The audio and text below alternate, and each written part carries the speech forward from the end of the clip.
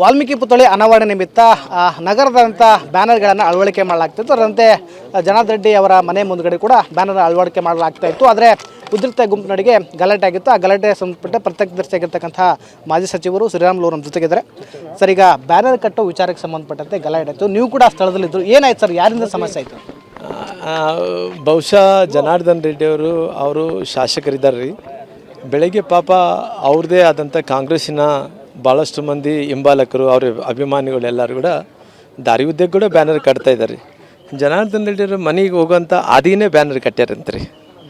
ಜನಾರ್ದನ್ ರೆಡ್ಡಿಯವರು ಬೆಳಗ್ಗೆ ಹೇಳ್ಯಾರಂತ್ರಿ, ನೋಡಿರಿ ನಮ್ಮ ಮನೆಗೆ ಹೋಗೋಂಥ ಆದಿ ಕಟ್ಟಕ್ಕೆ ಹೋಗ್ಬೇಡ್ರಿ, ಯಾಕಂದ್ರೆ ನಾನು ಮನೆ ಒಳಗಡೆ ಹೋಗ್ಬೇಕಲ್ಲ. ಆದಿ ಅಂದ್ರೆ ಎರಡು ಥರ ಆದಿ ಇರ್ತಾವೆ ರೀ.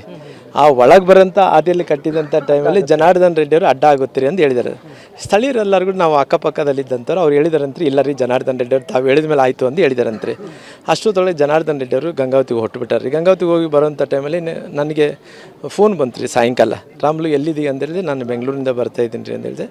ಆಮೇಲೆ ಪುನಃ ನಾನೇನು ಮಾಡಿದೆ, ನಾನು ಮನೇಲಿದ್ದೆ ರೀ. ಜನಾರ್ದನ್ ರೆಡ್ಡಿ ಅವ್ರು ಹೇಳಿದ್ರು, ರಾಮುಲವ್ರೆ ಯಾರೋ ಸತೀಶ್ ರೆಡ್ಡಿ ಅನ್ನೋಂಥ ಗುಂಡಾಗಳನ್ನ ಹಿಡ್ಕೊಂಬಂದು ಯಾರು ತುಂಬ ಕುಡ್ದಾರಂತ್ರಿ, ನಮ್ಮ ಮನೆ ಹತ್ರ ಗನ್ಮ್ಯಾನ್ಗಳೆಲ್ಲ ಹಿಡ್ಕೊಂಡು ತುಂಬ ದಾಂಧಲಿ ಮಾಡ್ತಾಯಿದ್ದಾರೆ, ತುಂಬ ಸಿಕ್ಕಾಪಟ್ಟಿ ಕಿರ್ಚುತ್ತಾ ಇದ್ದಾರೆ. ಅವ್ರು ನೋಡ್ತೀವಿ ಮಾಡ್ತೀವಿ ಅಂತೇಳಿ ಗಲಾಟೆ ಶುರು ಮಾಡ್ಕೊಂಡಾರ. ಇವಾಗ ಏನು ಮಾಡಬೇಕು ಹಂಗೆ ಅಂತಾರೆ. ಅವ್ರು ಎಲ್ಲಿದ್ದಾರೆ ಅಂತೇಳಿ ಇಲ್ಲೆಲ್ಲರೂ ಕುಂತಾರ್ರಿ ಅಂತ ಹೇಳಿದ್ರಿ.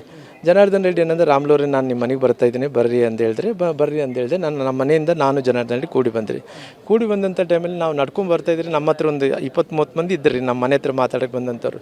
ಆಮೇಲೆ ನಮ್ಮ ಅಳಿಯ ಸುರೇಶ್ ಬಾಬು ಬಂದಾರ್ರಿ. ಆಮೇಲೆ ನಮ್ಮ ಶಾಂತಕ್ಕನವರು, ನಮ್ಮ ಜಿಲ್ಲಾಧ್ಯಕ್ಷರು, ನಾವೆಲ್ಲ ಕೂಡ ಹಂಗೆ ಮಾತಾಡ್ಕೊತಿದ್ವಿ. ಅಷ್ಟೊತ್ತೊಳಗಡೆ ಅವ್ರು ಏನು ಮಾಡಿ, ಸತೀಶ್ ರೆಡ್ಡಿ ಜನಾರ್ದನ್ ರೆಡ್ಡಿ ಮೇಲೆ ಜಿಗಿದಾರಿ. ಜಿಗಿದ ತಕ್ಷಣ ನಾನು ಹೇಳಿದೆ, ನೋಡಪ್ಪ ಹಿಂಗೆಲ್ಲ ಮಾಡೋಕ್ಕಾಗಲ್ಲ. ನಾನು ಕಲರ್ ಶರ್ಟ್ ಹಾಕ್ಕೊಂಡಿದ್ದಿಲ್ಲ, ಅವ್ನು ಕಂಡಿಡೋಕ್ಕಾಗಿಲ್ಲ ರೀ. ಅವ್ನಿಗೆ ನಾನು ಹೇಳಿದೆ, ಹಿಂಗೆ ಹಿಡ್ಕೊಂಡು ನೋಡಪ್ಪ ಹಿಂಗೆಲ್ಲ ಮಾಡೋದು ಸರಿಯಲ್ಲ, ನೀವು ಏನು ಮಾಡ್ಕೊಂಡು ಅಂದರೆ, ಇಲ್ಲ ರೀ ಅವನೇನು ರೀ ಜನಾರ್ದನ್ ರೆಡ್ಡಿ ಹಂಗೆ ಹಿಂಗಂದು, ನೋಡಪ್ಪ ಹಂಗೆಲ್ಲ ಮಾತಾಡೋ ಸರಿಯಿಲ್ಲ ಅಂತೇಳಿ. ಅಷ್ಟೊತ್ತೊಳಗಡೆ ನಮ್ಮ ಕಡೆ ಹುಡುಗರಿದ್ದಂಥ ಕಿರ್ಚಾಡಿದ್ರಿ, ಅವ್ರ ಕಡೆ ಇದ್ದಂಥ ಜನರು ಕಿರ್ಚಾಡಿದ್ರಿ. ನುಗ್ಗಲಾಯ್ತು ರೀ. ನುಗ್ಗಲಾತ ನಮಗೆ, ನಾನು ಸೈಡ್ ಬಂದುಬಿಟ್ಟೆ. ನನ್ನ ಕೈಲಲ್ಲಿ ತಡೆಯೋಕ್ಕಾಗಲಿಲ್ಲ ರೀ. ಆಮೇಲೆ ಜನಾರ್ದನ್ ರೆಡ್ಡಿ ಅವರು ಸ್ವಲ್ಪ ಹೊತ್ತಿಗೆ ಅವರು ಎಲ್ಲರೂ ಕೂಡ ಅವರು ಈ ಖಾಸಗಿ ಗನ್ಮ್ಯಾನ್ಗಳು ಟಪ ಅಂತೇಳಿ ಬೆಂಕಿ ಫೈರಿಂಗ್ ಮಾಡಿದ್ರಿ.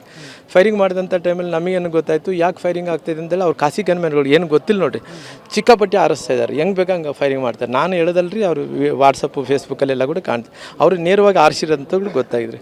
ಆಗ ಆ ಸಂದರ್ಭದಲ್ಲಿ ಜನಾರ್ದನ್ ರೆಡ್ಡಿ ಅವರು ಕೂಡ ಒಂದು ಕಾರ್ ಹತ್ರ ಒಂದು ಅವ್ರಿಗೆ ಮಿಸ್ ಆಗಿ ಒಂದು ಬಿದ್ದಿತ್ತಂತ್ರಿ. ಅವ್ರು ಜನಾರ್ದನ್ ರೆಡ್ಡಿ ಕೂಡ ತಂದು ಕೊಟ್ಟಾರ್ರಿ. ನನ್ನ ಮೇಲೆ ಕೂಡ ಗುಂಡು ಆರಿಸ್ಯಾರ ಅಂತ. ನಾನೇನು ಮಾಡಿ, ಅಷ್ಟೊತ್ತೊಳಗೆ ನಮ್ಮ ಹಿಂಬಾಲಕರಿಗೆಲ್ಲ ಗೊತ್ತಾಯಿದ್ರಿ. ಎಲ್ಲರೂ ಕೂಡ ಇಲ್ಲಿ ಬಂದು ಸೇರ್ಕೊತಿದ್ರಿ.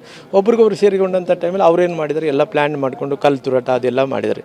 ಪೊಲೀಸರು ಎಲ್ಲರೂ ಕೂಡ ಸಿಕ್ಕಾಪಟ್ಟಿ ಫೈರಿಂಗ್ ಮಾಡ್ತಾಯಿದ್ರು. ಎಷ್ಟು ಫೈರ್ ಮಾಡ್ತಿದ್ದಂದರೆ, ನಾನು ಮನೇಲಿದ್ದಂಥ ಸಕ್ಸಕ್ಕು ಇಷ್ಟಿಷ್ಟು ಈ ನಳ್ಳಗೆ ನೀರು ಬಿಡೋದಕ್ಕೆ ಒಂದು ಟ್ಯಾಪ್ ಇರುತ್ತೆ, ಮುಚ್ಚಳ ಹಾಕಿರ್ತಾ ಅಷ್ಟು ದೊಡ್ಡ ಬೀಳ್ತಾ ಇದ್ರಿ.